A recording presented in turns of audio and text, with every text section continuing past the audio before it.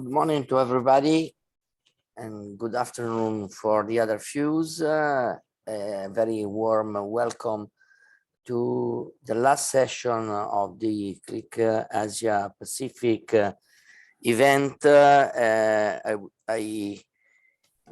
want to thank all the faculties, all the co-directors, and in particular the guys with us this morning or this evening for this session. So thank you, Mariano, thank you, Bruno, and thank you, Tatsuya. We know that Dr. Ankur Patel will be with us only with a recorded case, with a recorded presentation, sorry, because he's not fine, unfortunately. So this event will be about management of vessel preparation in different scenarios. It sounds good. It sounds really interesting. So Mariano, if you want to say something to us, and then we can start.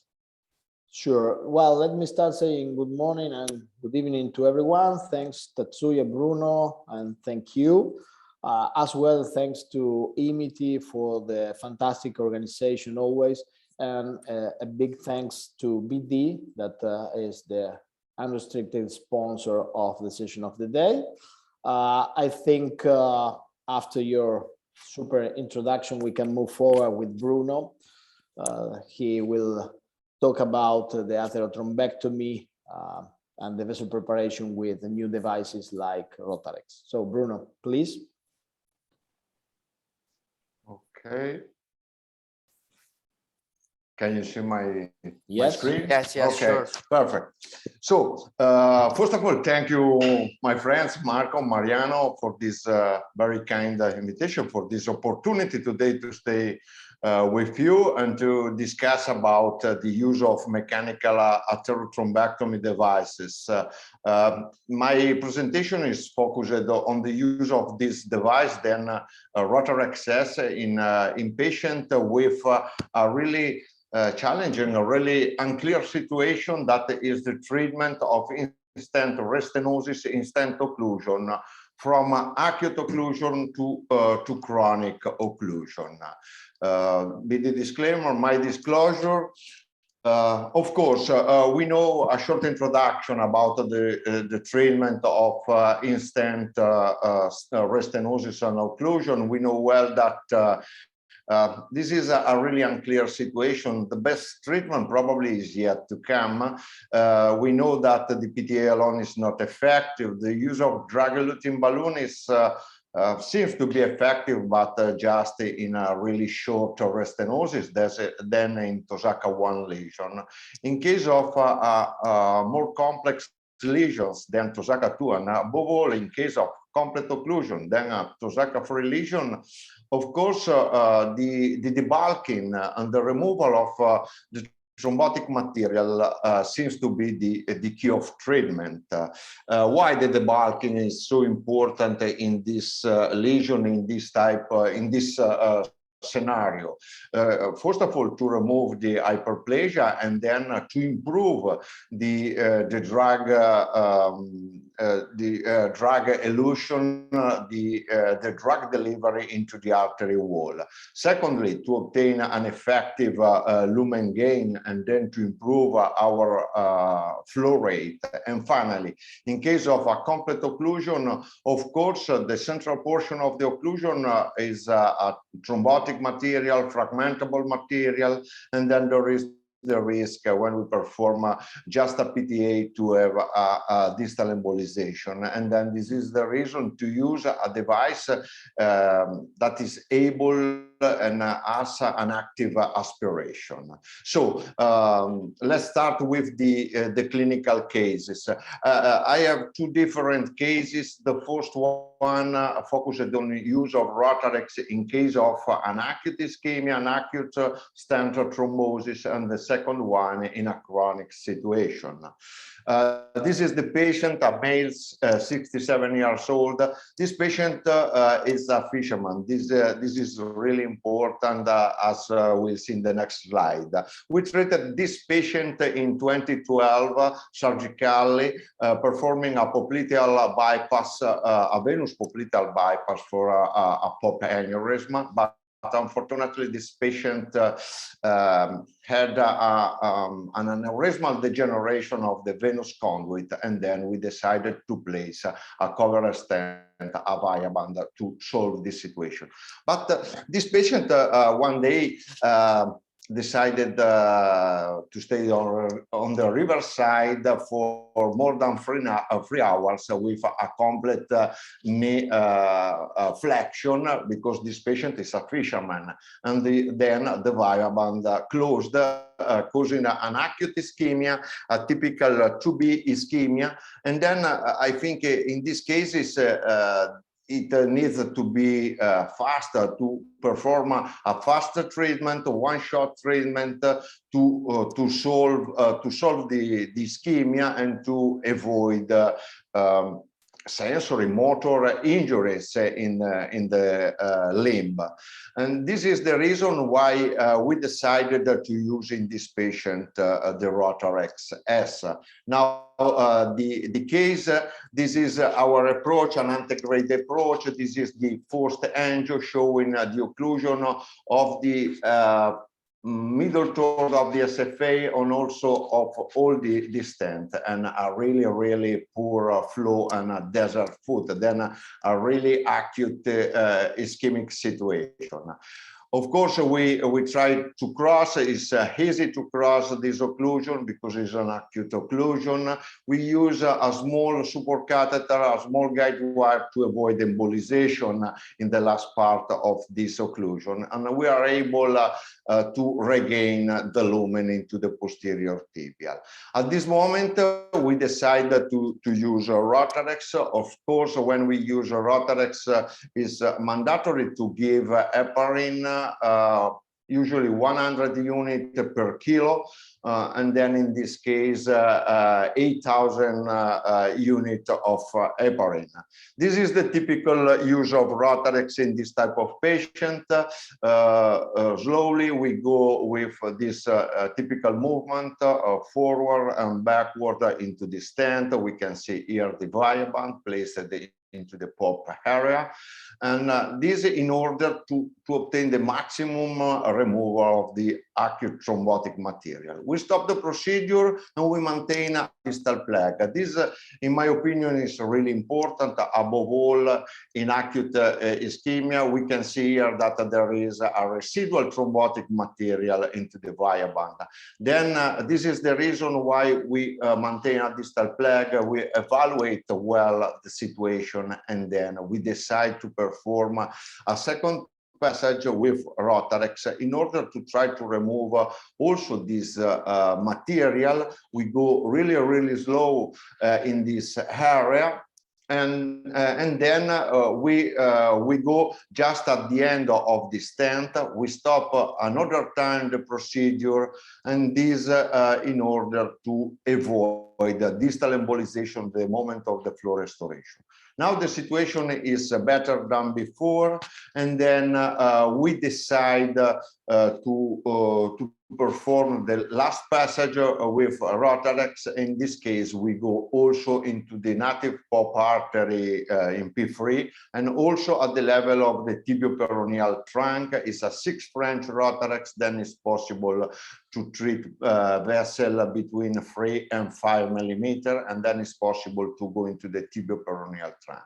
This is the result, a patent stent, a patent peroneal artery. In this case, we decided also to cross the chronic occlusion of the posterior tibial and the lateral plantar artery, this to improve the outflow, and then to try to improve the patency of this cover stent. Then we perform a PTA with a 2.5 millimeter balloon into the lateral, very long ultraverse 3 millimeter balloon into the posterior tibial artery. And finally, we decide also to open the chronic occlusion of the anterior tibial using a common 1/4 guide wire in subintimal way and a 6-size support catheter until we arrive into the foot, and it's quite easy at this point to re-entry into the true lumen of the dorsalis pedis arteries.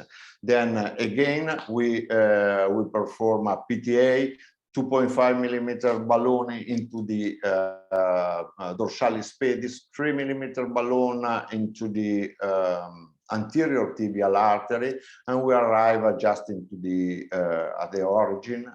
And this is the final result, a very good patency of the stent, a very rapid flow, and also a patency of the all-free vessel into the leg, with a good flow along this vessel. So we can see here above the ankle, the flow, and also the improvement of the flow into the foot, with now a good flow also into the foot, and a complete resolution of this acute ischemia in 1 hour of treatment. But the treatment using Rotarex is really fast and really effective in this case. This regarding the acute ischemia, acute occlusion of the stent.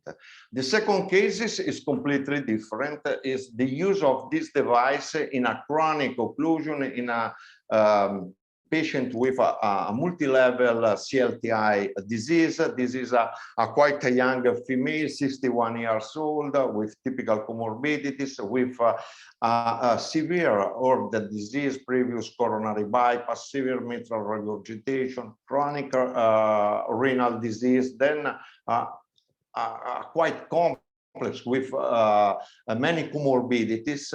We treated this patient 1 year ago with an endovascular revascularization of a multi-level disease, placing stent in the SFA, performing PTA of the POP, the tibial arteries.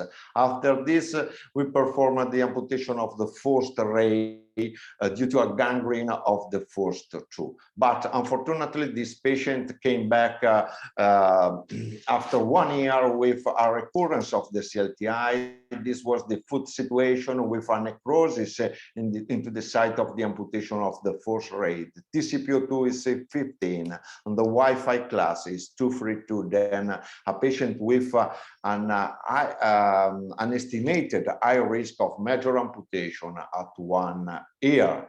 This is the Doppler scan performed in our outpatient clinic, showing the complete occlusion of the stent into the SFA, a really poor flow into the a short suspended POP artery, and no flow into the tibial vessel. This is our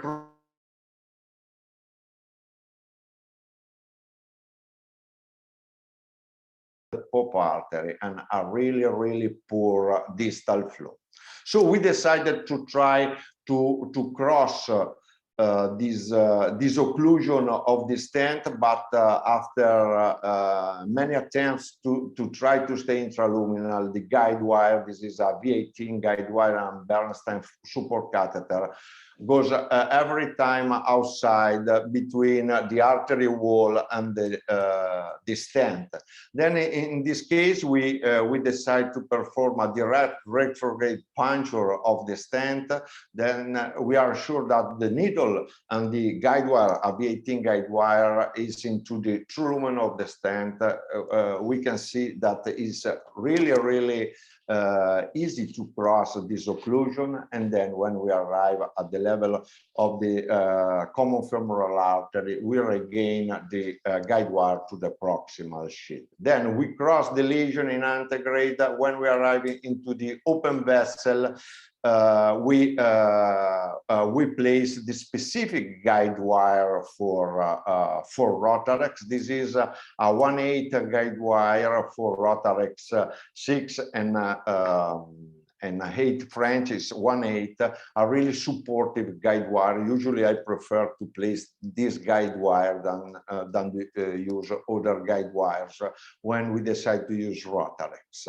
So now we are ready to start with the procedure, and this is the preparation of our device. We have an external engine, and we have to place this engine, this drive system into the sterile bag, and then we prepare the device. We flash with a sterile heparinized solution, saline heparinized solution, the single lumen catheter, because the Rotarex has a central lumen for the guide wire. We wash well this, and then we connect the system, then the engine of the Rotarex with the device. It's really easy to prepare this device. At the end is really important to connect the external collecting bag. We place this collecting bag on the floor of the operatory theater, and this is to collect the blood, the thrombotic material during the procedure. At this moment, we place our single lumen catheter, our Rotarex, on his specific guide wire, and then we are almost ready to start with the procedure. Then it is really easy to prepare this device. We close the hemostatic valve. We wash another time the device with a saline heparinized solution, and then now we are ready. We place the tip of the catheter through the 6 French sheath, placed into the common femoral artery. And another important thing is this moment is to go with the tip of the catheter 1 centimeter, some millimeter above the occlusion in an open vessel, to start with rotation in an open vessel, because in this way it's possible to activate aspiration of the device and not to place the tip into the occlusion. Then we go through this occlusion with this typical movement, really slowly. This in order to remove all thrombotic material into the stent, probably in this case a subacute or chronic fragmentable material, and also to try to obtain an effective lumen gain, and then to remove the intimal hyperplasia. In some cases, we can have a little bit collapse of the stent. This is not important. When the collapse is more significant, in this case, we stop the procedure and we perform a small PTA of the proximal portion of the stent to improve the inflow. It's mandatory to see the blood flow into the collecting bag outside the body all over the time during the procedure, because this is a marker of the effective aspiration of the device. We arrive just at the end of the stent in this case, and then we remove the device, maintaining rotation to avoid aspiration.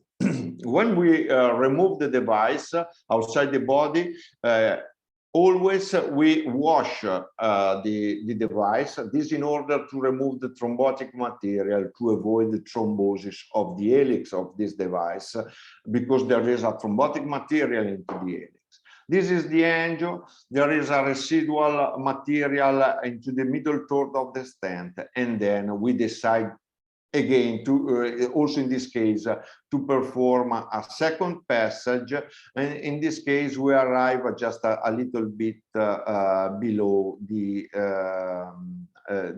occlusion of the stent. So after this second passage, of course, we perform, we do a new angio to see the situation. good result into the stent, open stent, but unfortunately there is a flow limit in this section, a significant dissection to the proximal part of the SFA above the stent. And then we decided to fix this dissection, placing a stent. This is a Pulsar T18 stent, 6 millimeter, 10 centimeter in length. To arrive just at the origin of the profunda femoralis artery. And then this to complete the treatment of this area, this is the angio showing a really good flow through this area. And then we conclude the treatment, of course, performing the revascularization below. In this case, is a chronic occlusion of the POP artery. We can see here a lot of stenosis, calcium, and then we perform a PTA. And finally, we cross the anterior tibial. We open the anterior tibial using a 2.5 millimeter very long ultraverse balloon. And finally, in this case, we decide also to, this is the result at the level of the anterior tibial with a very good flow, improvement of the flow into the foot. But at the end, we decided also to go into the posterior and to try to open also the posterior, because this patient had a recurrence of the CLTI, and then we decide to be aggressive to try to open both vessels and to obtain to improve the outflow, and then to probably to improve the patency of our treatment. We arrive into the lateral plantar in subintimal way with a command 1-4, and finally we obtain the re-entry into the metatarsal artery. Then we complete our revascularization, performing a PTA with a 2.5 3 millimeter balloon into the posterior tibial artery, and we arrive just at the level of the last portion of the POP. This is the final result, a very good flow, very rapid flow, and this is an interesting result into the foot with a real improvement of the flow also into the forefoot through the metatarsal. This is the difference between the situation before and after, but this I think is really important.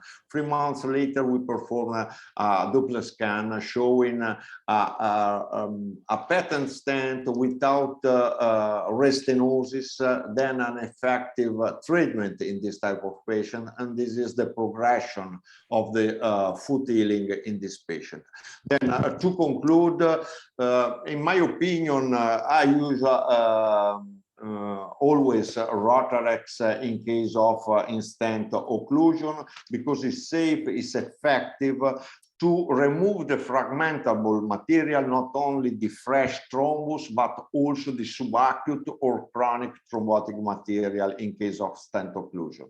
The advantages are that allows the debulking of the thrombotic material of the hyperplasia, then improve the drug delivery into the artery wall at the level of the smooth muscle cells.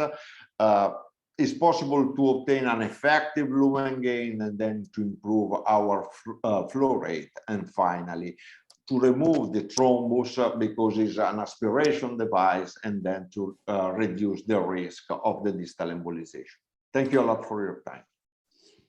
Thank you, Bruno, for this beautiful presentation. Very interesting, with really two interesting cases. I think we may have 5 minutes for the discussion.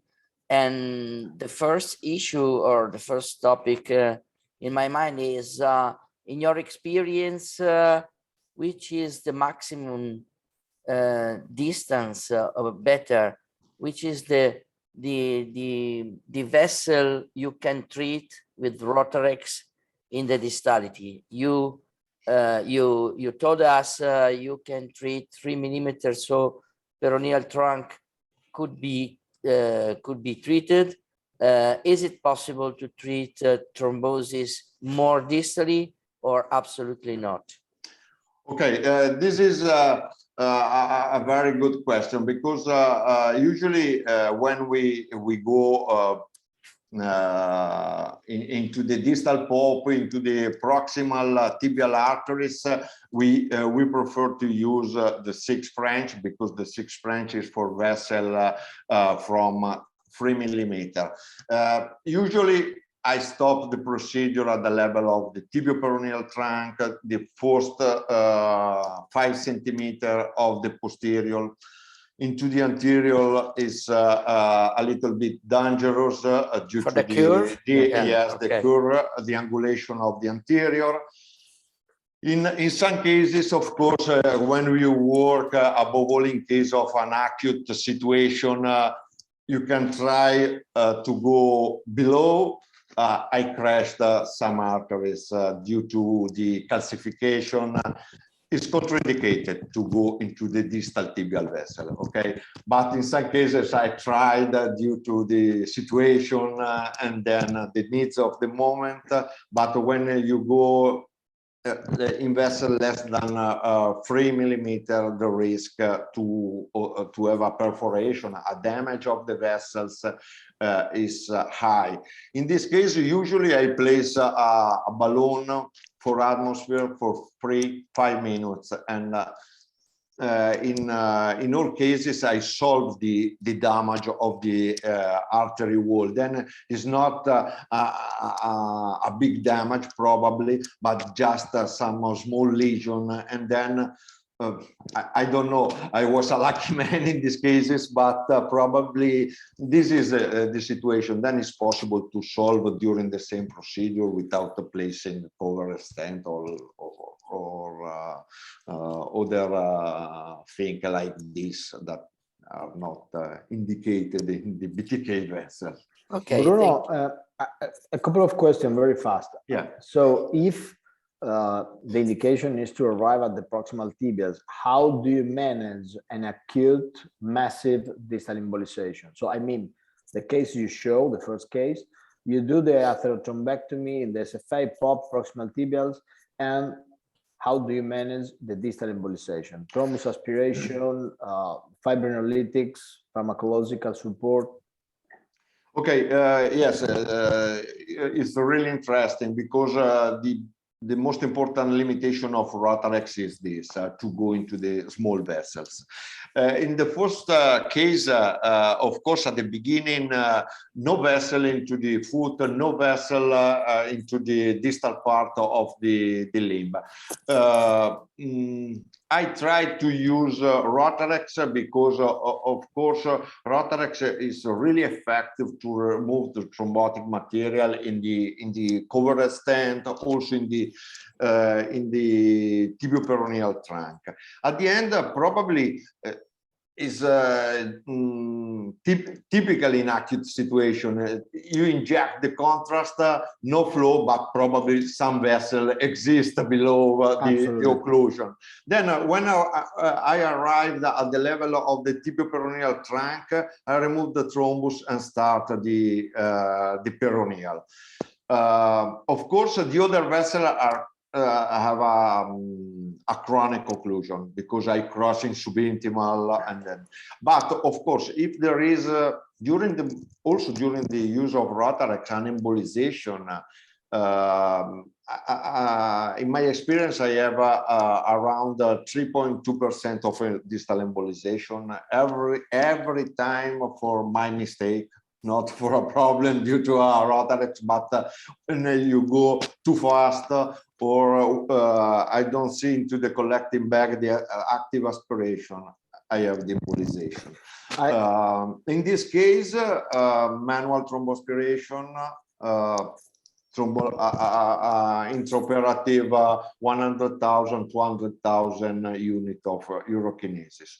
Usually, I was able to solve the problem during the same procedure. Of course, the embolization is the most dangerous situation. But the question was born because I was following your flow chart idea, and yeah, it seems that there are not so many limitations of Rotarex, because when you have an acute thrombosis, most of the thrombus are in the FEMPOP axis and stop at the tibial bifurcation. So if you technically works in a proper way, avoiding distal embolization, with Rotarex, you can manage acute ischemia without problems. Any very fast tip and trick between six and 8 French, or differences between treating acute and chronic? Usually I prefer the 8 French in the SFA into the POP area. In these cases, I use the 6 French because I don't know the last part of the stop. But just yesterday, during a training course on Rotarex, we performed a recanalization like this, the first one, and we arrive with the 8 French just into the tibioperoneal trunk. I think it's not really dangerous to arrive into the tibioperoneal trunk with the 8 French. And of course, we know that the 6 French has an aspiration 45 milliliter per minute, the 8 French 75, then around about the double. And then it's better to use the 8 French to be effective in one passage and to avoid distal embolization. Then usually I prefer the 8 French. Perfect. Thank you, Bruno. Thank you. Okay, so I think we may have from the direction of MET the presentation of Dr. Patel.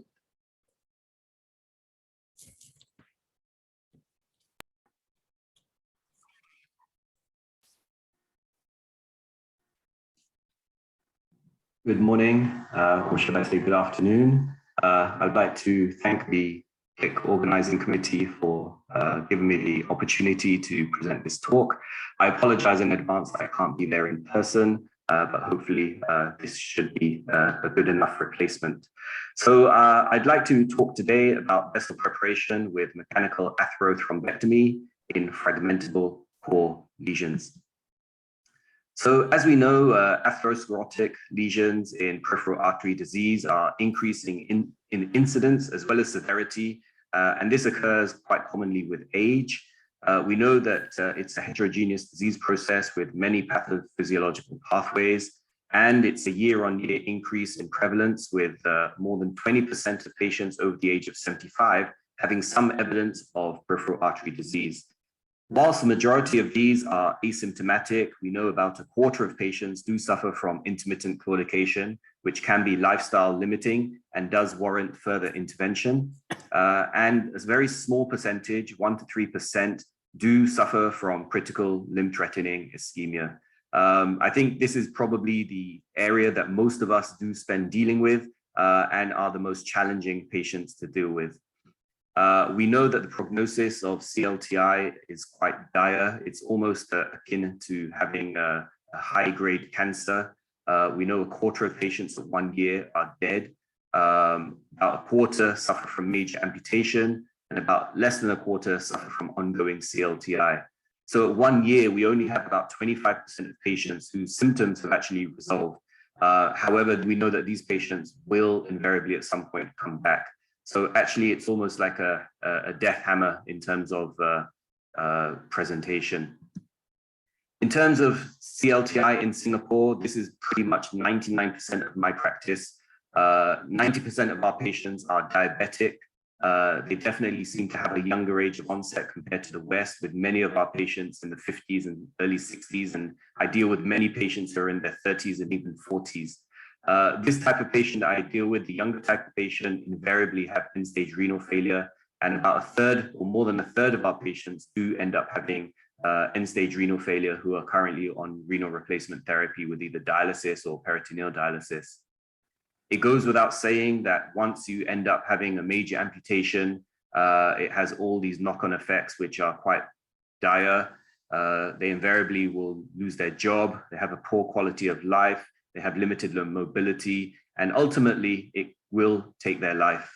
Most of our patients with CLTI do somehow end up passing away as a result of their CLTI, even maybe not directly, but related to their other comorbidities as well as their lack of mobility and progression of their other conditions. The major amputation risk in Singapore, despite our best efforts, is still about 20%, and about 60% of our patients will be dead within 4 years. I mean, this is quite bad, but it's very difficult to try and manage this. So we're definitely looking for opportunities in terms of how we can make things better. I think the main challenges that we face in all aspects of CLTI, as well as in intermittent claudication, are CTOs. CTOs are essentially the endpoint of the disease process.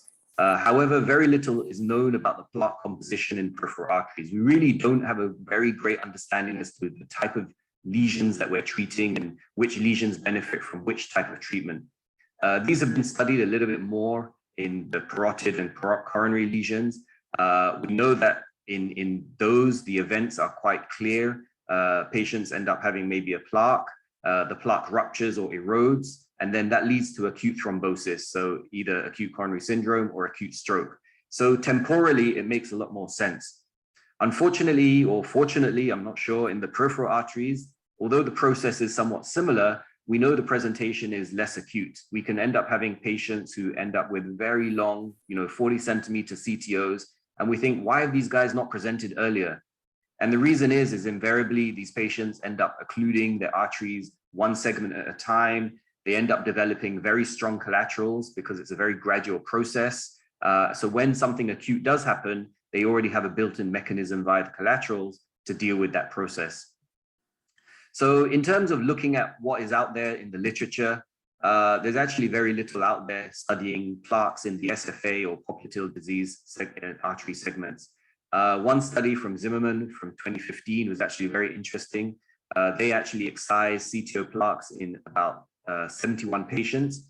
Now, the fact that these patients managed to get to surgery means that they're probably a fitter type of patient rather than the more sicker patients that we deal with CLTI. Obviously, male preponderance and many active smokers here, with a smaller proportion of diabetics than we see in CLTI. And that reflects the Rutherford staging here, with only 40% with critical limb ischemia. They analyzed 85 plaques, and I won't go into too much detail, but essentially the types 5 to 7 are the ones that cause all the damage. They're the unstable, advanced, complicated plaques. And we can see that they make up the vast majority of cases here. And microscopically, what do they look like? This is what they look like. You end up having the vessel intima here. You end up having this very fibrotic rim here. And then you end up having areas of thrombus and extracellular matrix with lipid, fat, and plaques here. And basically, this is what we're seeing here. You can see microscopic calcification within the vessel wall here, all contributing to lumen loss. So in terms of what's actually happening at the cellular level, well, one of the things that happens is that there's a decrease in plaque cellularity with advancing age. Now, that doesn't seem to make sense.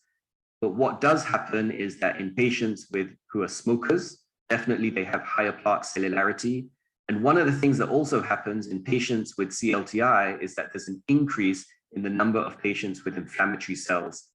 And it's the inflammatory cells which actually are present in more abundance in type 6 plaques. And these are the more dangerous type of plaques that we see. There's no significant correlation with calcification and clinical and histological data, but I think this is a smaller subset, so I don't think we should draw too much conclusion into that. But one of the things we do know is that inflammatory cells accumulate in the intima and are the ones that are responsible for plaque destabilization due to the release of matrix metalloproteinases. And this is a similar process to what occurs in the carotid and coronary arteries.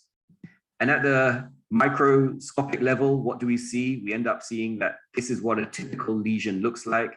You end up having necrotic tissue here from this chronic cycle of rupture of caps here. So what you see is this zoomed up micrograph. You can see that there's this thin cap here. And when the cap gives way, it ruptures, and then you end up having thrombus. So this thrombus forms, and given time, it will become chronic and become fibrous tissue like you see on the outside here. And basically what we're seeing in this is basically another graphic showing a similar type of process.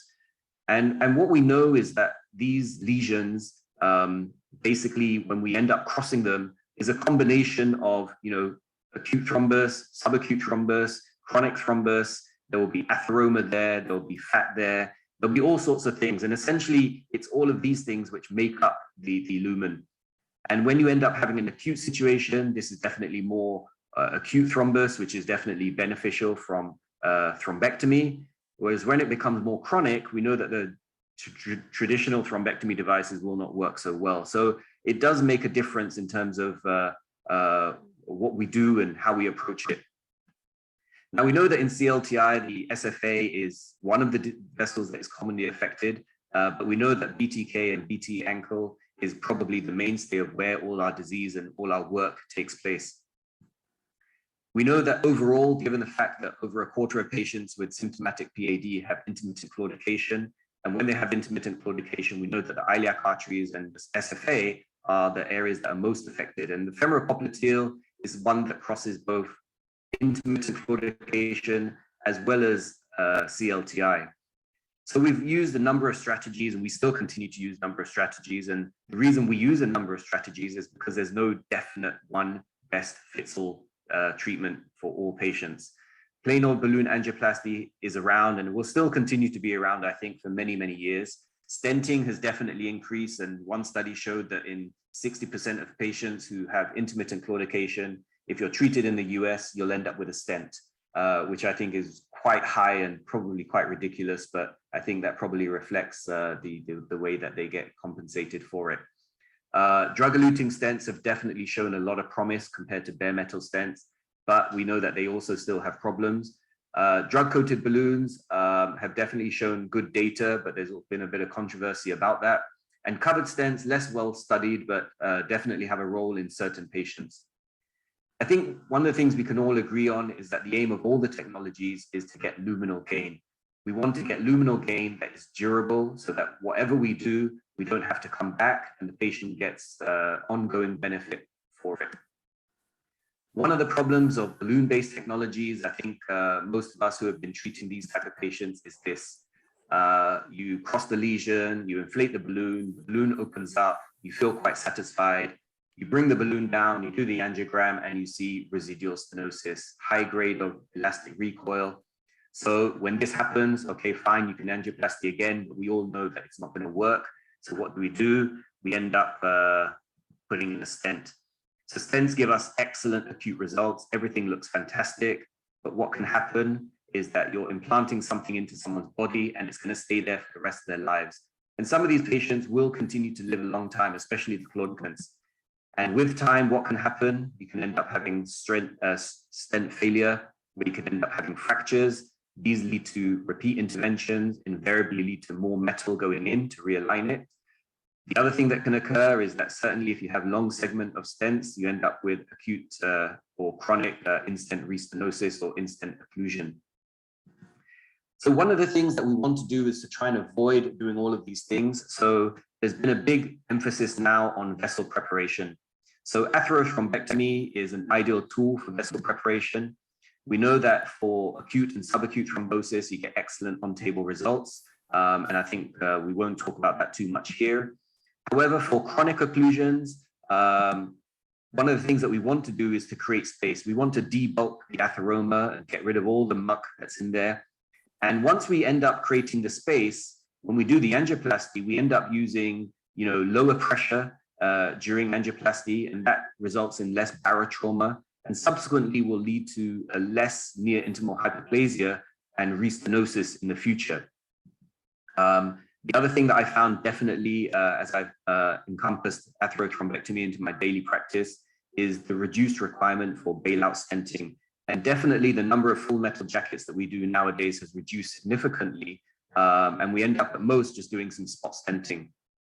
And the other thing is that it's a natural ideal device for stent with caution zones. I think nowadays in 2022, there's no such thing as no stent zones. Definitely, I still avoid stenting the CFA. And if I can avoid stenting the popliteal, I will. And I think by doing vessel prep and debulking, you may get a better acute result with just plain balloon angioplasty and reduce the requirement for stenting. And the other thing is that it keeps all your future options open. In terms of roles for atherothrombectomies and CTOs, I think the thrombectomy devices really don't have any role here. Atherectomy, there are three main types of atherectomy. We can have directional atherectomy, which the Hawk one is actually very good for using that in directional, in eccentric plaques. You then have the rotational devices, which are the Jetstream and the Phoenix, which offer very good options for particularly calcified lesions. And then we have the orbital atherectomy, the Diamondback. I don't have much experience using that, but essentially they sand down the lesion. However, the device that I have most experience using, and I think the reason I have most experience using it is because it's actually been very useful, is the Rotarex. And Rotarex basically is a one-stop device that you can use in acute, subacute, and chronic occlusions. The only thing I'd caution against is using in very, very heavily calcified arteries, which I think I will illustrate in this case here. So this is a 68-year-old patient who has a full cocktail of comorbidities. She had bilateral heel gangrene, so very symmetrical disease on both sides. On this side, we focused on the right side. And she has this lesion in the distal SFA going into the popliteal artery. So this was her baseline angiogram. You can see the coral reef calcification here. She has this short segment CTO, heavily calcified, which we can appreciate on the unsubtracted images. So in this instance, we used a CTO wire to cross, and we end up deploying an easy filter here into the P2 segment. We then basically exchanged our CTO wire for the filter, and this is how it looks post-crossing angiogram with filter in place. We then basically use the Jetstream. We use the 2.4 to 3.4. So those people who haven't used the device, this is when you have the blades down, it gives you 2.4 millimeters of gain. And when you have the blades up, it gives you 3.4 millimeters. So we use that pretty much from the whole segment that was diseased. And this is how it looks after 2 full passes using just the blades down. And we can see that we definitely have some luminal gain here. And we look like we're doing a decent job. So then we moved on to basically putting the blades up and using the 3.4 millimeter system. And then we have this. So this was a little bit concerning when we see this angiogram, and certainly the other people in the room who, when they saw this, thought, oh gosh, what's happened? So actually what has happened? We end up seeing that there's actually no flow. We can see that after we used the 2.4, there was good flow, but after that, there wasn't good flow. So what actually happened? Yes, that's exactly how people were thinking. So one of the things we have to do in this case is actually see how the filter behaves. And although this is sped up, this was done very slowly. We retrieved the filter. And when we took the filter out, what I noticed, or when we were retrieving the filter, is that this filter didn't marry properly. And this tells me that there was a lot of debris within the filter. So when this happens, yes, you close the filter, but don't close it too tight because you don't want overspillage of debris to come out. And then you end up retrieving the filter, and actually the filter with full of all that muck was actually holding up the flow. So we ended up doing DCB angioplasty here, and this is a very good acute result, and no need for stenting here. So why did we use Jetstream? We used it because we had a close occlusive disease at the SFA popliteal junction. We really don't want to stent here if we can avoid it. There was heavy coral type calcification. We had to do intraluminal non-subintimal crossing, and we end up having to use a distal filter, which I think was quite obvious. I think one of the problems that we face is increasing problem is in-stent restenosis. We know despite good acute results, conventional self-expanding stents do end up having TLR rates of nearly 40%. And even the newer stents and drug-coated stents, superior stents, up to 20% at 1 year. We know that this grading is actually quite a useful grading. This is a Tosaka grading. And when we look at class 3, we can see that definitely the freedom from TLR is certainly much lower compared to type 1 and type 2. So this is a case showing in-stent restenosis here. This is a 64-year-old gentleman, again, the usual cocktail of problems. He basically presented with short distance claudication and intermittent rest pain. He had previous femoral popliteal stenting with superior for dissection 10 months previously. And this is his baseline angiogram here. So you can see he's got a couple of superior stents. This is his distal reconstitution. So after we've crossed, we've done true luminal crossing. Now we can get a better appreciation of what his outflow is like. We then used the Rotrex device. We did 6 full passes with the 6 French. Because we're coming anti-grade, I generally will use the 6 French device here. So this is us going through the superior stents. And I think it's very important, certainly nowadays, if I have a superior stent that is occluded like this, then Rotrex is almost always what I do. Unlike conventional bare metal stents, superior stents do not expand. So when you use, if you do plain old balloon angioplasty with, or any type of balloon-based intervention on bare metal stents, which are not superior, you can actually expand those nitinol stents quite well, and you can actually end up getting quite good luminal gain. But I find that if you do plain balloon angioplasty or any balloon angioplasty, even with non-compliant balloons, you don't get luminal gain as you do with the standard stents.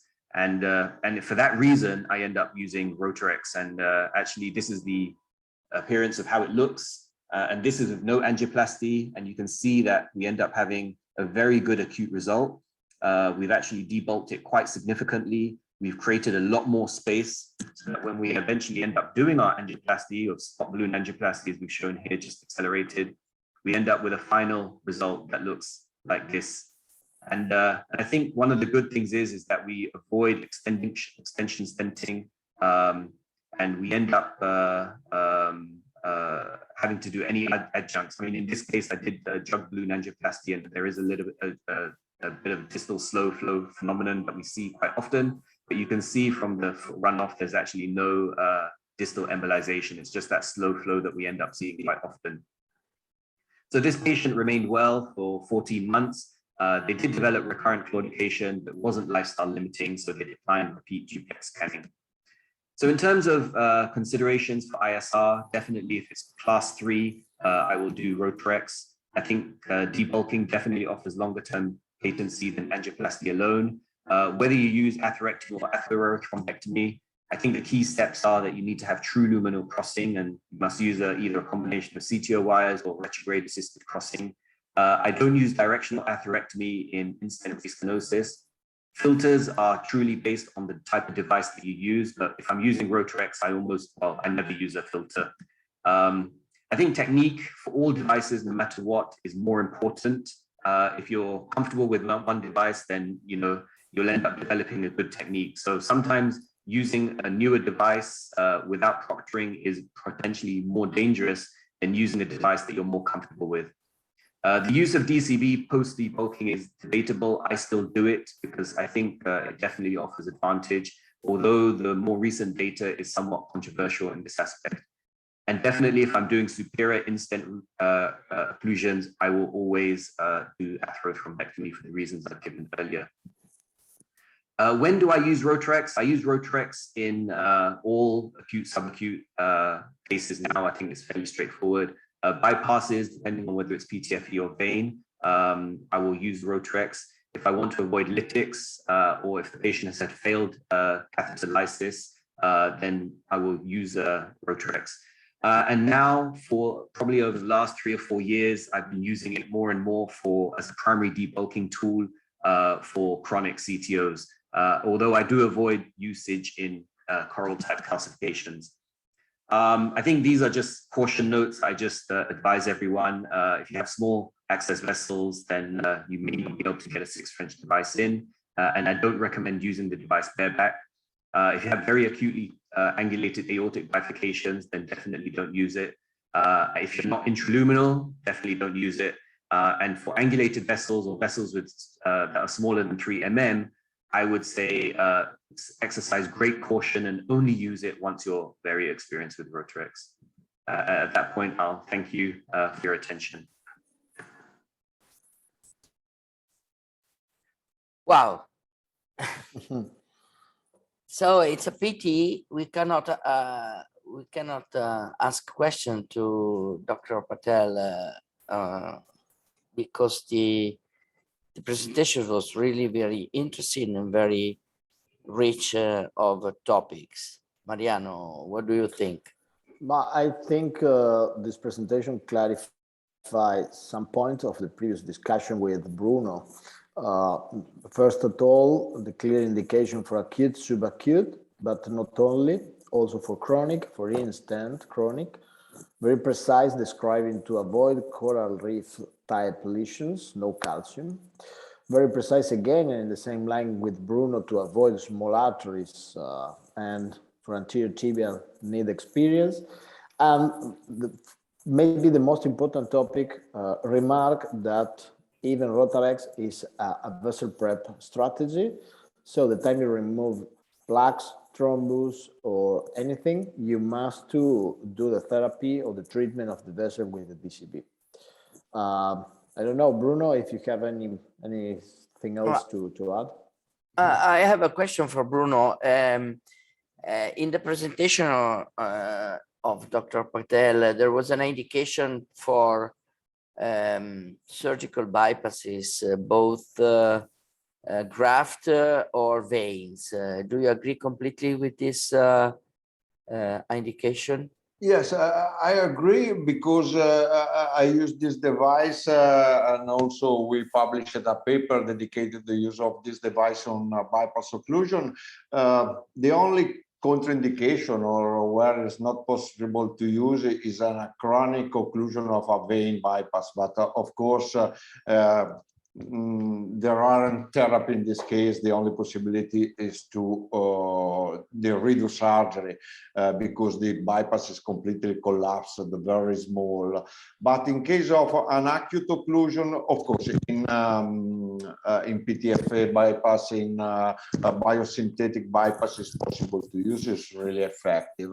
In case of a venous bypass, if I have an acute occlusion, now I prefer to use the other device than the Aspirex, because Aspirex is without a rotating tip, is as just a rotating helix, and allows the removal of fresh thrombotic material. Is more delicate on the wall of the vein bypass, and then and now when I have an acute occlusion of a vein bypass, I use the Aspirex, but I think it's possible to use also Rotarex. The only contraindication is a colonic occlusion of a vein bypass. I think, in my opinion.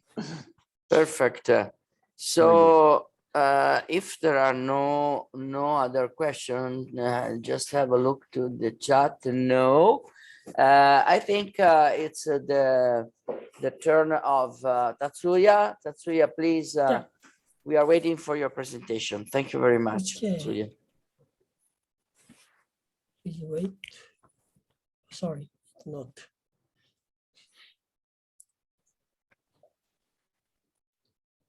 Okay.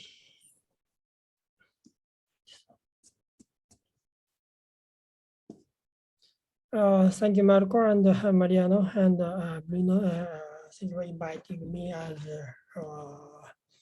speaker of this meeting. So the title of my presentation today is how to utilize scoring blue. As you know, in Japan, unfortunately here, there's no available debulking device such as Rotarex and Jetstream and so on. So fortunately, Jetstream gets the approval of the official approval.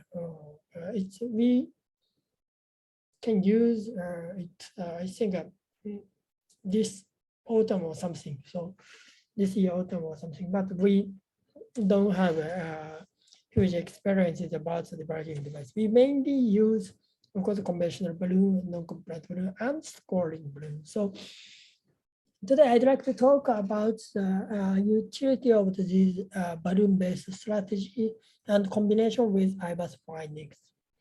Here my disclosure. As everybody knows, recent guidelines drastically shifting to the endovascular treatment. So now newest guideline, ESC and ESBS, from ESC and ESBS, is I think almost lesion of the femoral popliteal, except for the CFL lesion, can be treated endovascular treatment, so endovascular strategies. Why does the guideline completely shift to the endovascular fashions? So, of course, as everybody knows, development of many finalized devices. Finalized means not open up lesion, but also finalize your procedures. Development of such kind of finalized device have completely changed the strategies. Of course, drug-coated balloon and drug-eluting stent is mainstream for this finalized devices. But of course, stent graft and interval natural stent and conventional natural stent still have some roles. In CLI expert consensus, use of both drug-eluting technology is strongly recommended with high-level evidences. Actually, the strategy for with drug-eluting technology already shows acceptable result. 1 year, 5 year primary patency is around 70 or something, and 1 year primary patency shows around 85 or something %. So it's acceptable. However, it is not a perfect result. Compared to the partner's coronary intervention, 1 year primary patency is still relatively low, and long-term durability is have some problems. How to improve these patents? We Japanese think use of the IBUS may improve this patency. This is the first study about IBUS for femoral popliteal lesions. It is published in 2014, about 10 years ago, 8 years ago. So this is a very simple study, sub-analysis from the retrospective blood center study with much number of patients. Interestingly, patient cohort with IBUS showed significantly higher 5-year primary patency compared to the angiographic guided cohort. But of course, these studies have several limitations. IBUS showed this possibility, but there are many limitations. Of course, this is a retrospective post-hoc analysis. Task D, very complex lesion. Our problem is completely excluded. This focus on the very simple, focus on only simple lesions. And furthermore, the most important point is why we don't know what does the IBUS improve the patency. We don't know what does the IBUS provided us. This is a very important point. We have to we have to clarify the benefit of the IBUS guided procedure. This is a very important point.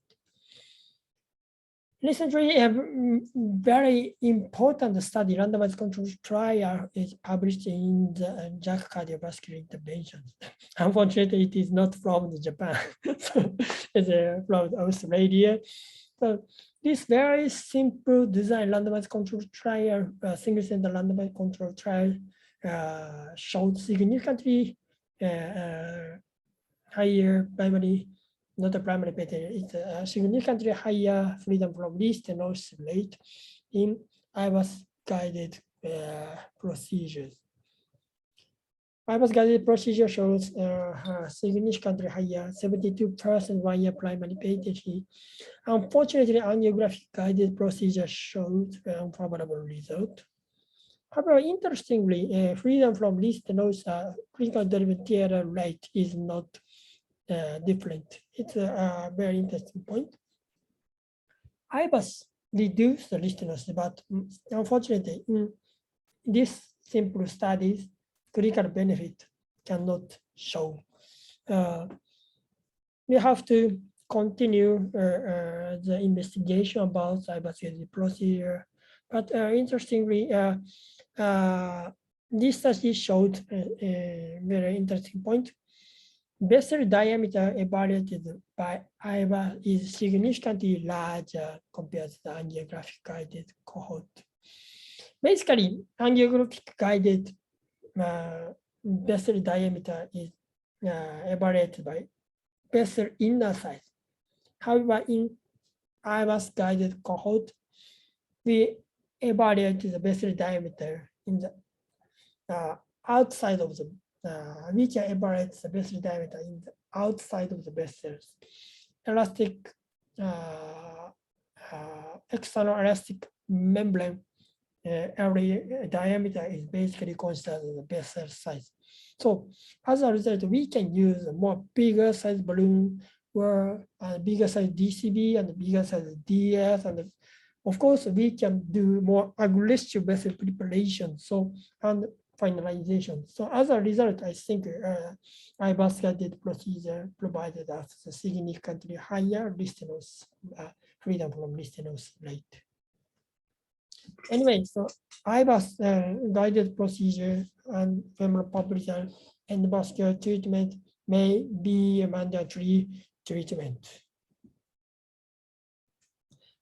Zephyr trial is the first report regarding the relationship between the IVAS parameter and the stenosis. This is a single prospective trial about the zero PTX implantation for FP lesions. Freedom from stenosis rate is not so good, only a 63% at 12 months. However, the most important point of this study is IVAS predictor is significantly influence the patency. Lesion length is, of course, basically angiographic guided length, but EM diameter, external elastic membrane diameter, it means the IVAS evaluated vessel diameter. IVAS evaluated vessel diameter is, when the IVAS evaluated vessel diameter is small, the lesion is of course a high risk listener state. Furthermore, this is an important point. Minimum stent area less than 12 is significantly associated to the stenosis. It means that insufficient dilated stent is a risk of the stenosis. This is the most important point. We have to do aggressive vessel preparation and post-dilatation when we deploy the stent. This is the most important message of these studies. After the difference, there are many trials about the IVAS and femoral popliteal segment endovascular treatment. Most of them are evaluated as independent risk factor for the stenosis, distal EM area or distal EM diameter, and minimum stent area or minimum luminal area. It means that smaller vessel shows higher stenosis rate. Of course, I think everybody can understand the meaning. Furthermore, smaller diameter, smaller inner diameter or inner luminal area after the endovascular treatment also significantly related to the stenosis. Of course, yes, of course, we have to do aggressive vessel preparation, and we have to get the sufficient luminal area after the procedure. Basically, angiographic evaluation, in angiographic evaluation, we can see only longitudinal image. It is difficult to evaluate the actual luminal area. IVAS provided that short axis image, and it easily evaluates the minimum luminal area. And IVAS evaluation is very important to predict the rate of risk of the stenosis. EM diameter is actual vessel diameter. It's not equal to the angiographic evaluation. Japanese report shows the angiographic evaluation is smaller, 1 millimeter smaller than IVAS evaluated diameter. So if you cannot use IVAS because of the insurance problem or something, so please use a 1 millimeter larger balloon compared to your angiographical evaluations. 1 millimeter larger is nearly equal to the actual vessel diameter.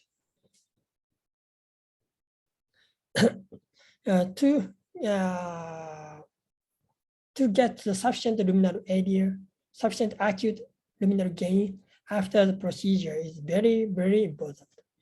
If you get the sufficient luminal area in your procedures, neointimal hyperplasia is observed in chronic phase, your lesion still keep the sufficient luminal area. It means that you can avoid the stenosis. However, if you get insufficient luminal area in your procedures, even though the drug editing technology can prevent the very thick neointimal hyperplasia, unfortunately, the lesion face the stenosis because the luminal area after the procedure is very small. The lesion cannot resist the very thin neointimal hyperplasia. We have to get the acute success on our procedures. Anti-stenotic therapy help us can reduce the rate of the stenosis. But if we get the insufficient luminal area in our procedures, anti-stenotic therapy is meaningless. This is a typical case of insufficient stent expansion due to the preparation failure. In angiographic guidance, angiography showed severe calcified stenosis in the mid and distal SFA. IBUS shows very severe calcification. We dilate the whole of the lesion with a 5.0 millimeter balloon and we implanted the stent. However, unfortunately, the stent is not so expanded. The shape is almost similar. You can easily imagine such a kind of stent is very problematic. Of course, all of these stent area, minimum stent area is less than 12. We cannot achieve the minimum stent area over 12 millimeter. You can easily imagine that this stent lead to the unfavorable result. To avoid such a kind of unfavorable stenting, we have to do aggressive preparation before stenting. After the lesion preparation and finalization, the concept of lesion preparation and finalization is completely changed. Basically, before the drug technology either, we perform the gentle prep and angiographic guided device selection. However, after the different trials, we always perform the aggressive vessel preparation and IBUS-based means not the inner diameter, but also external elastic membrane diameter-based device selection. Of course, it's sometimes relatively oversized, but it's not so problematic because angiographic evaluation is always underestimate the actual vessel size. Please do not afraid to use oversized balloon. Furthermore, if you use a stent, healthy to healthy stenting is very important. Japanese data support is plaque burden less than 60% is should be considered as healthy. Angiographic healthy is sometimes not equal to the IBUS guided healthy. It's a very important point. Regarding the lesion preparations, unfortunately, as I already mentioned, we don't have any atherectomy device. Balloon-based strategy is only one option. Therefore, we often use a non-component balloon and cutting balloon or scoring balloons. And I'd like to introduce a very interesting Japanese data. existence of the vessel calcification evaluated IVAS is significantly associated to the insufficient lesion preparation. If you look at the no calcification cohort, after the balloonoplasty and bare natural stenting, the minimal luminal area after the procedure is sufficient. It's over 12 millimeter per square. However, unfortunately, if you find the calcifications, the luminal area is significantly reduced. In patients with less than 100 degree of calcified arc, the minimal luminal area after the procedure is significantly reduced. However, it's still over 12.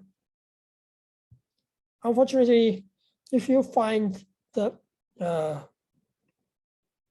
over 180 degree calcified arc, the minimal luminal area is significantly reduced. It shows unfavorable results, nearly equal to 12. It means that if you find the over 180 degree of severely calcified arc on IVAS findings, of course, if on CT image, you have to do more aggressive preparations.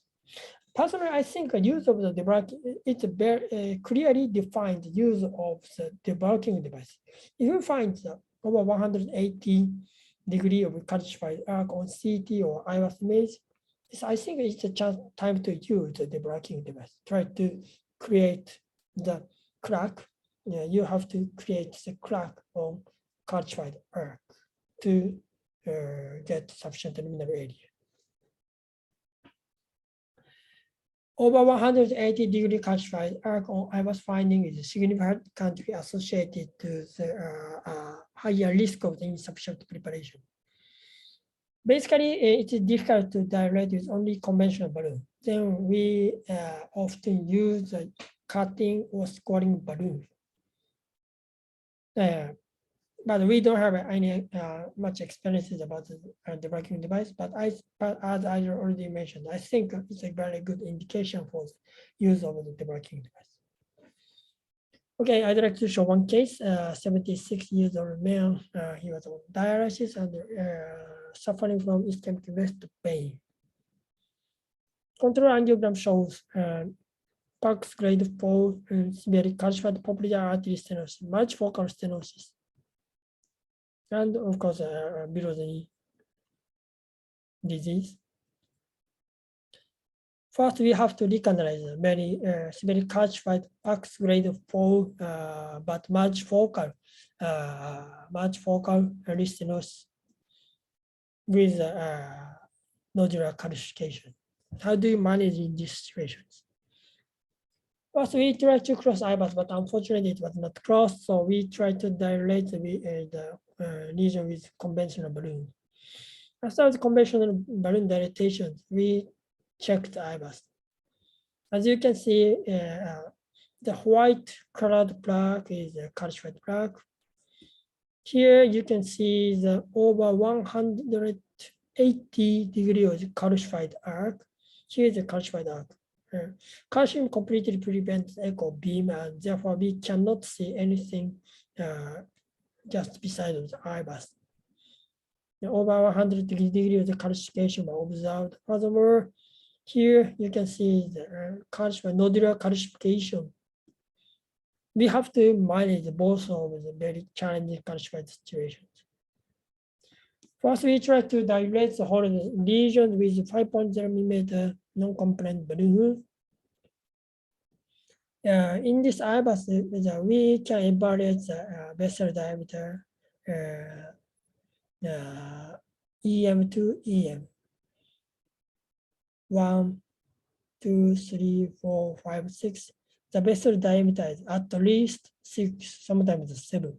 So we can use a 6 mm balloon. However, first we try to use a 5 mm.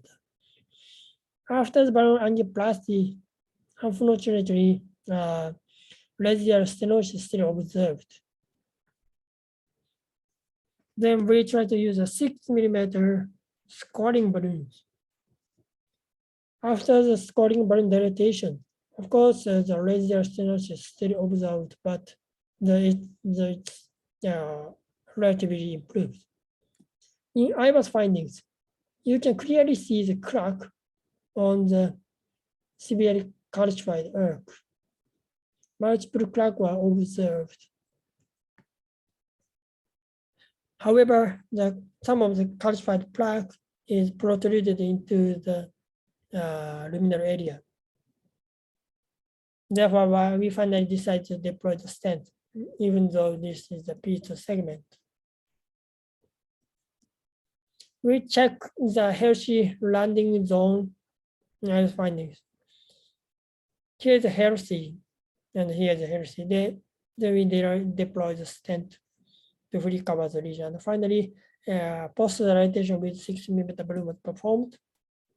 This is the final angiogram of this procedure. The lesion was nicely dilated, and the minimum stent area is around 22 or 21.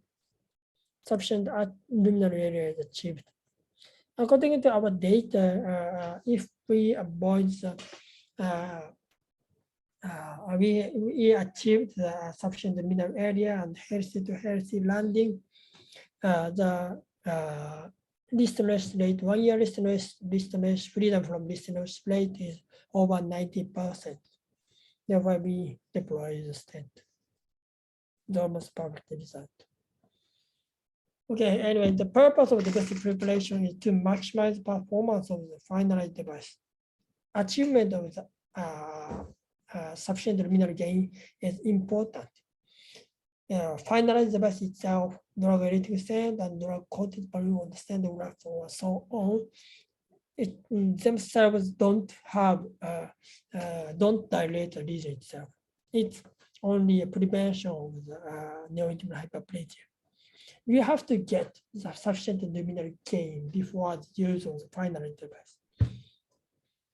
Scoring balloon, of course, the debarking device is a very good indication for the very challenging calcified lesion.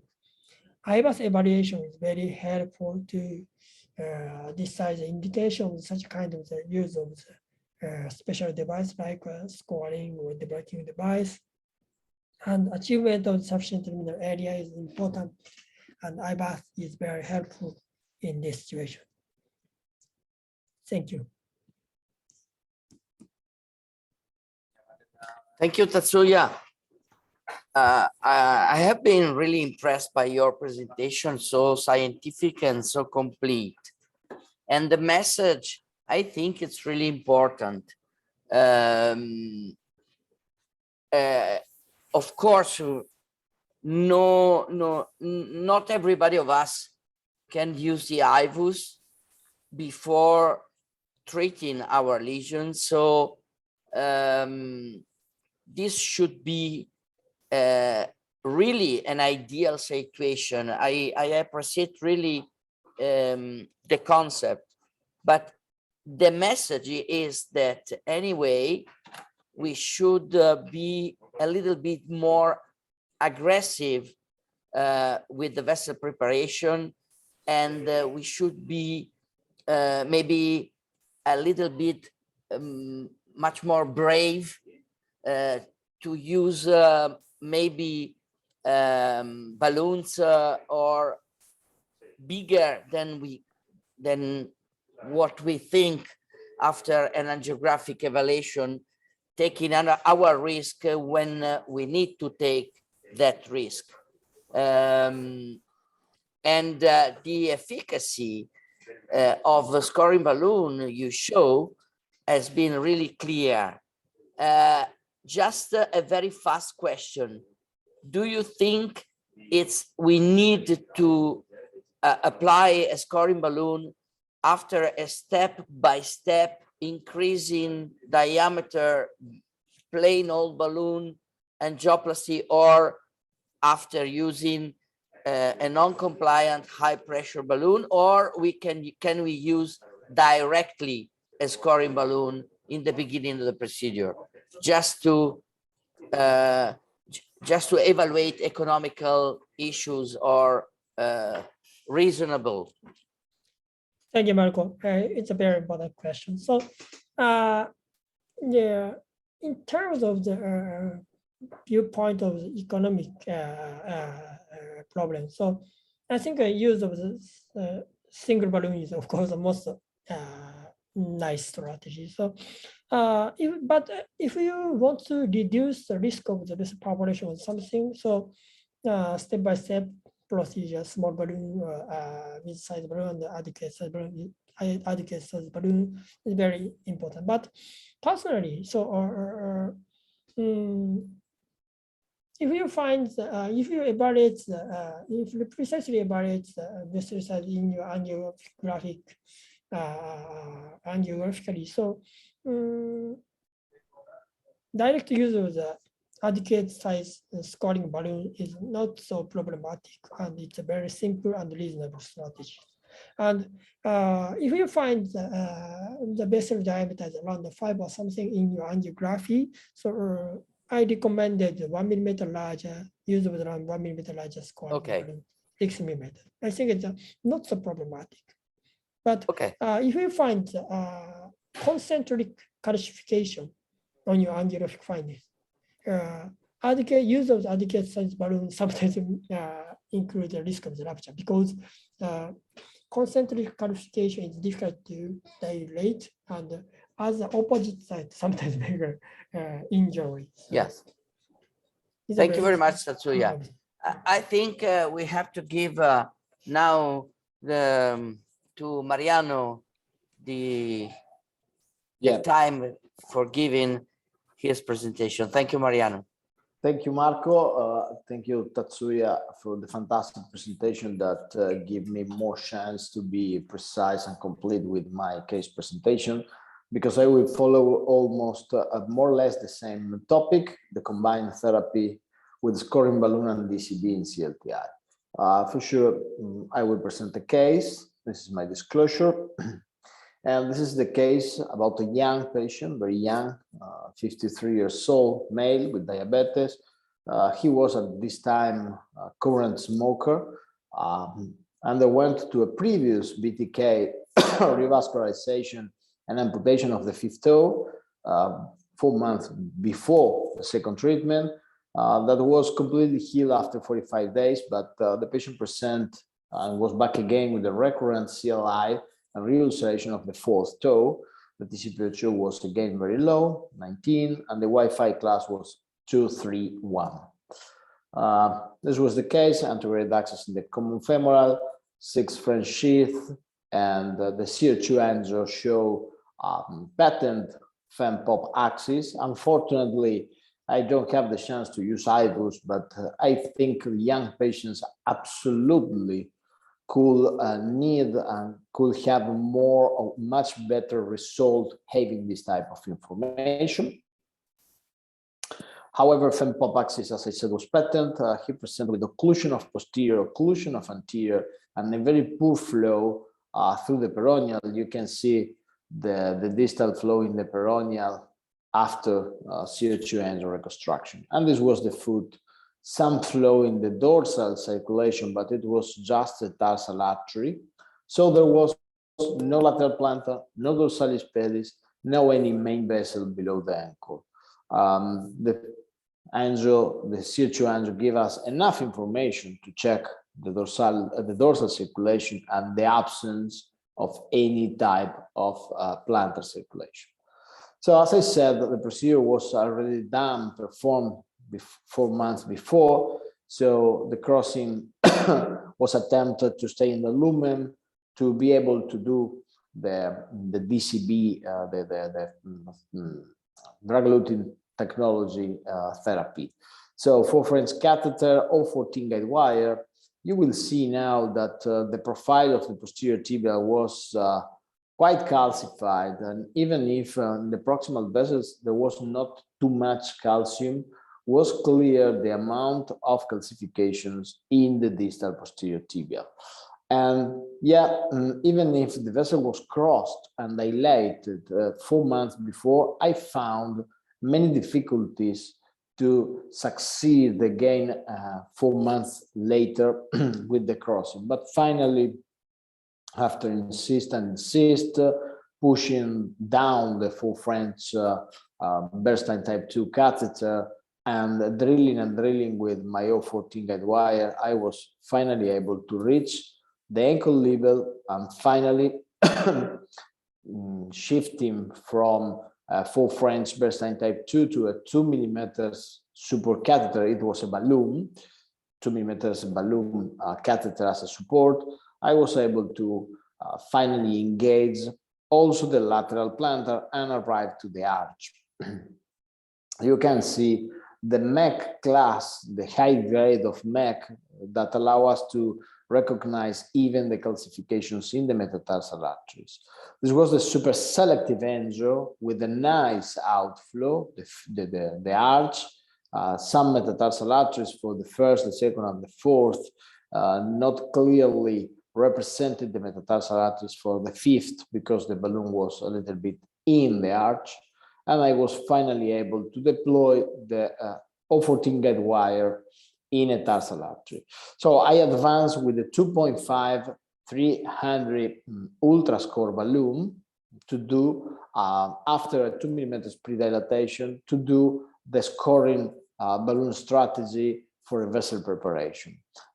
Following the previous strategy that was only play all balloon angioplasty and after 4 months was occluded again, I decided to do something different this time. And the idea was, as Tatsuya and every one of us has been discussing during the day, was to have much better and a little bit more aggressive vessel preparation. So we inflate step by step this ultra score, trying to achieve the nominal pressure and a little bit higher pressure, arriving to 8 and finally 10 atmospheres, in the way to improve as much as possible the drug uptake for the Lutonix DCB that we are going to use as a final therapy, but also to have more chance to crack this calcium, to improve the lumen gain, and to reduce the recoiling or the acute thrombosis risk of this young patient. So after this long ultra score balloon angioplasty, that as you were able to see the balloon crossed without any problem, we did a check and we recognized that there was an excellent, very fast and speed flow in posterior tibial and in the lateral plantar, having direct blood flow for the arch. So at that moment, we decide to also prepare the Lutonix DCB, 2.5 Lutonix for the distal lateral plantar, the arch and the distal lateral plantar, and 3 millimeters Lutonix for the proximal lateral plantar, the distal posterior tibial, and so on. So we use 4 Lutonix DCB, combining it between 2.5 distally and 3 millimeters proximally. Again, trying to obtain much better drug release, much better lumen gain, and to reduce as much as possible the risk of recoiling and restenosis using an anti-restenotic therapy, but after a good vessel preparation with scoring balloon and trying to, in some way, oversize as much as possible the arteries to improve, as I said, the lumen gain and the flow. And this was the final check with CO2. The guide wire was still inside, but as you can appreciate, the flow of CO2 going very fast in the posterior tibial, small noise of the tip of guide wire related to the patient movement, but clear images with excellent flow going downstairs from the popliteal artery into the foot, and again at the foot level before movement, very fast and acceptable flow. After reconstruction, we can clearly appreciate the flow in posterior tibial that reach the lateral plantar and the arch and the metatarsal branches, and still maintaining the dorsal flow. And just to compare the CO2 with contrast medium, we did the final check with 2D perfusion angio that show us direct blood flow in lateral plantar in the arch with direct blood flow for all the toes. This was the final treatment of this patient, because after this treatment, the patient was amputated in the apex of the fourth toe, and he was finally completely healed. So in conclusion, scoring balloon for sure improved the vessel preparation step, allowing to reduce recoiling and improving the drug uptake, especially in calcified arteries.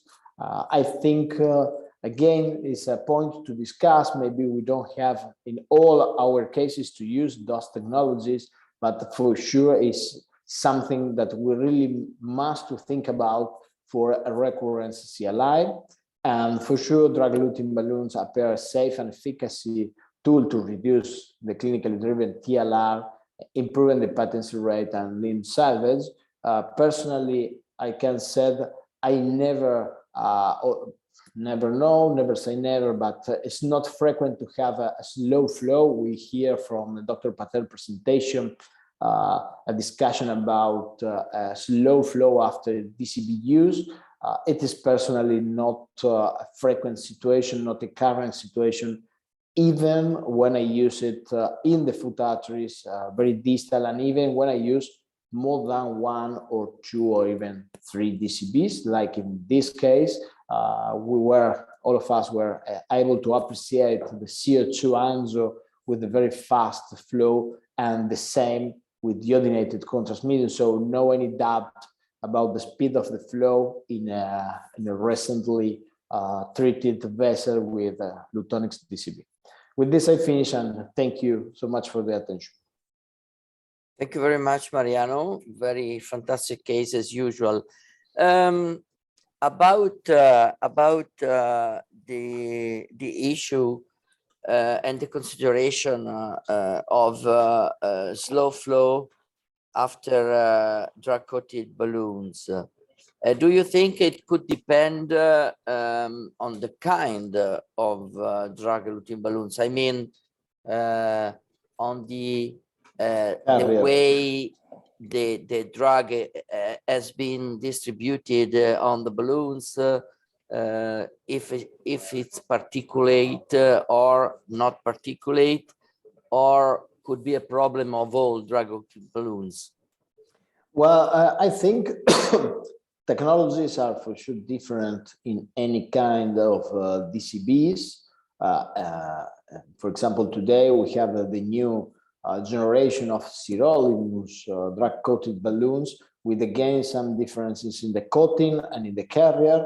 So maybe the risk to lose the drug during crossing the sheath as well during cruising the arteries can be different between some technologies. But to be very transparent, Marco, when I started to work with you in Abano, we were enrolling patients for the impact below the knee trial, and from what I remember, it was not frequent also at that time, so more than 10 years ago, to have this type of low flow. So could be any implication related to the technologies, but to my perspective, this is something not really frequent. And not really clear, the mechanism, of course. Absolutely. Okay. Bruno, Tatsuya, do you have some comments, some questions? So I think now I use a lot of scoring balloon, above all into the fem pop level. At the fem pop level, I spend a lot of time to try to stay intraluminal and to treat the calcified lesion using scoring balloon with a fantastic result. Then I think now in my operatory theater is the first choice treatment, scoring balloon. If the result is very good without recoil, without flow limiting dissection, DCB at the fem pop level.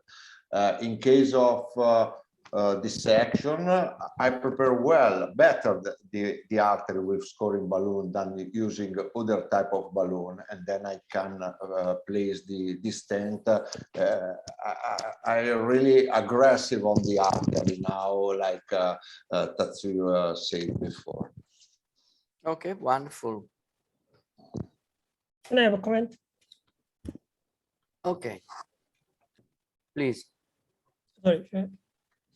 I think a lot of the scoring balloon have two. I think there's two laws about the scoring balloon for drug technology. So, of course, as I already mentioned, to get the sufficient luminal gain is very important. Make a crack to the calcium. I forget to mention about another important laws. Calcium sometimes barriers drug absorption, or especially in the drug coated balloon. So make a crack to the calcified wall is very important to improve the improve the absorption of the drug, especially in drug coated balloon. So I think Mariano's strategy is very nice. The very extremely severe calcified plaque observed in fluoroscopic image, and the use of the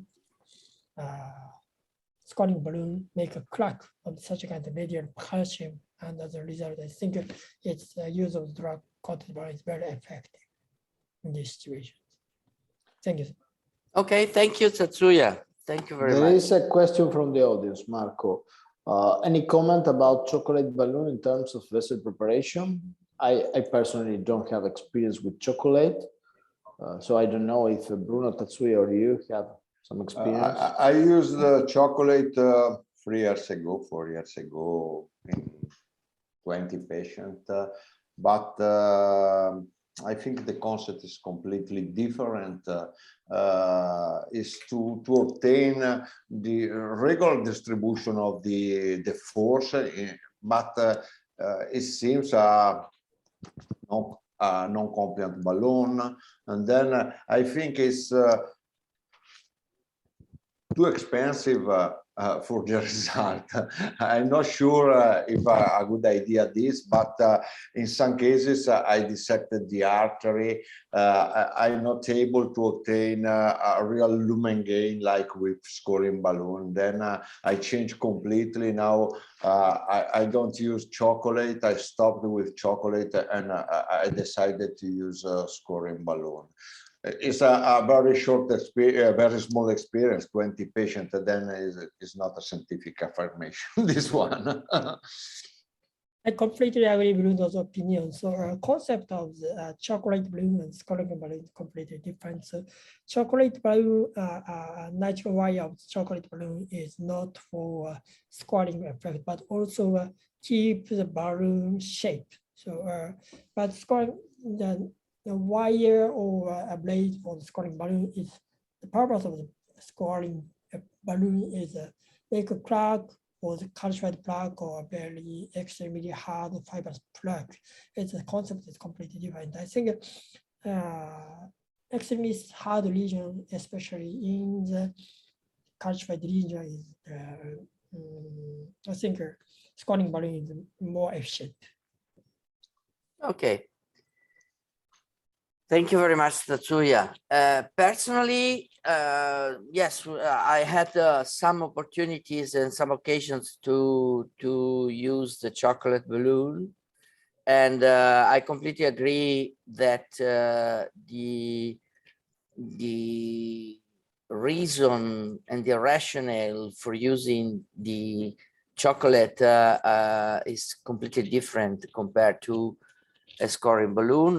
Is very much less aggressive, much more delicate, probably more similar to not a focus force, because we don't want to crack anything, but it helps probably to distribute in a better way our pressure on the vessel wall. And the main purpose is to try limitate the number of dissection or significant dissection we may have. So it's again a way to prepare the vessel, but probably less aggressive in probably less extreme situation or extreme calcification, as we could appreciate and could see in the cases you presented and you showed so far. So it's very few and very little my experience, but I agree it's different. Okay, thanks. Well, I think we can continue. The time is flying, so I think, Marco, it's your time to let us know if we can consider the use of CO2 as a standard of care in our daily practice. Okay, thank you, Mariano. Can you see my presentation? Yes.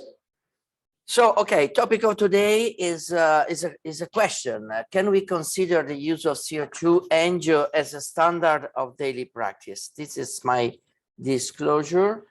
And for sure, we have no doubts, Mariano, about the diagnostic accuracy. So we published this paper 7 years ago.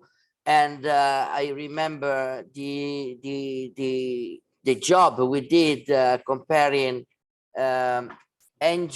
normal angio with contrast medium, iodinated contrast medium, in order to be sure it was more or less the same.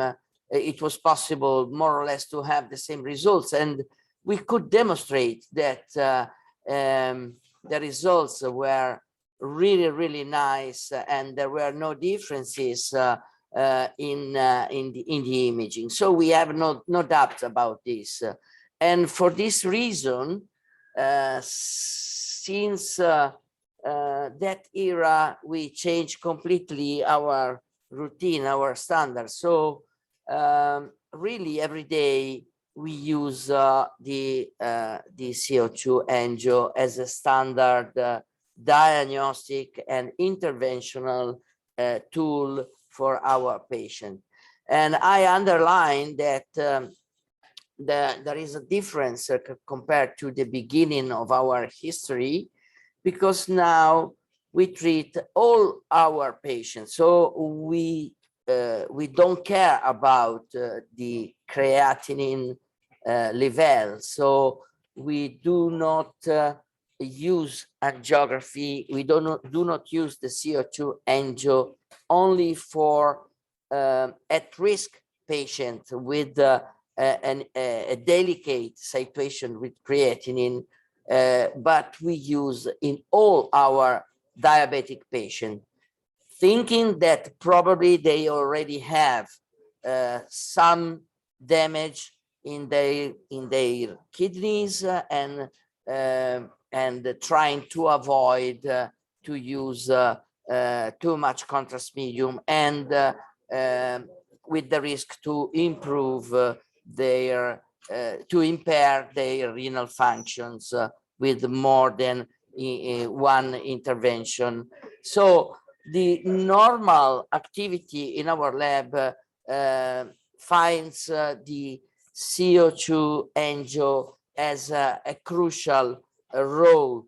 So of course we are using the AngioDroid CO2 injector, the automatic injector, together with a 6 French short sheet, so a common Terumo sheet, 11 centimeters in length. We connect with the filter with the line, and this is a video about how we prepare the patient for the CO2 angio. You can see here we fix the foot against a plexiglass support in order to have the maximum in the limitation of movement of the foot.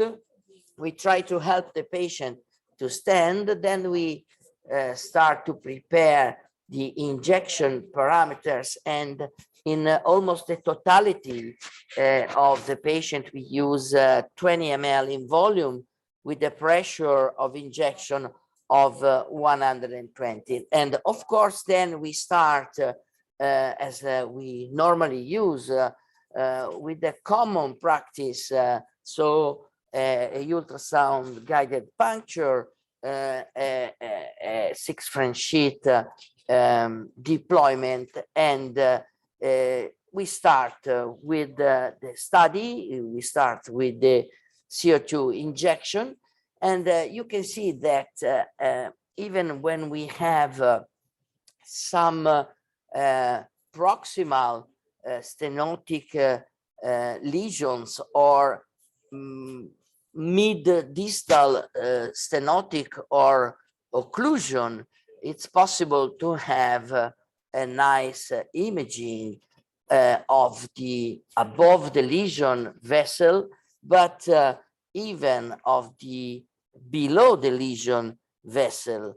This is for the very low viscosity of the gas, of the CO2, that can fill very, very well all the collaterals and reaching the distality. So it's very, very important to try to limitate, of course, the movement, because it's my conviction that the major enemy of the CO2 angio could be considered the movement of the patient, the movement of the legs. If the patient can stand, if the patient has the possibility to be helped in standing with the leg and the foot, the quality of the imaging is really, really nice, really complete. We don't need iodinated contrast medium at all. Probably we could integrate, or we can integrate the examination or the intervention with some super selective small injection in the distality, for example. But at the end, the amount of contrast medium that we use every day is really, really ridiculous respect what we use in the past. You can see here the anteroposterior injection, a projection with contrast medium injection, of course, with iodinated contrast medium injection. And this is the standard final imaging just to achieve the comparison for the 2D perfusion angio. So in our experience, in our lab and in our experience every day, there has been a huge change. You can see here the progression in the number of procedures performed with the CO2 and the different approach of the use of CO2. So from complementary approach, now we are projected in using the CO2 as much as possible in order to achieve the major number of zero iodinated contrast medium procedures. So CO2 alone in the most of patients whenever possible. You can see here how we could optimize the amount of gas injected and the pressure. And of course, this is what we expect in the consumption, in a consumption analysis. So we can save more than 10 liters of iodinated contrast medium in 1 year. And of course, this is what you showed during the CLI-C in 2018. It's an economical evaluation of what can be saved in terms of money using CO2 angiography. So there is a huge cost reduction, about 65% per year. Very quickly, imaging before and after the procedure. This is the real amount of flow arriving in the foot with the CO2. Again, before and after the procedure, this is the final arriving of the CO2 in the foot. And one more, again, just to, of course, show how good are the imaging. Again, limitation and contraindication, the movement basically, and of course, a severe respiratory insufficiency with a PO2 less than 50 millimeters Ag. So in conclusion, my friends, CO2 angiography is actually our first choice for all critical neutrophilic ischemia patients when we have to perform an endovascular revascularization, to be definitively evaluated, of course, the real amount of the renal insufficiency reduction in our population since the extensive use. And we have a preliminary data, we could reduce the amount of renal insufficiency about 70% in our population. So thank you very much for your attention.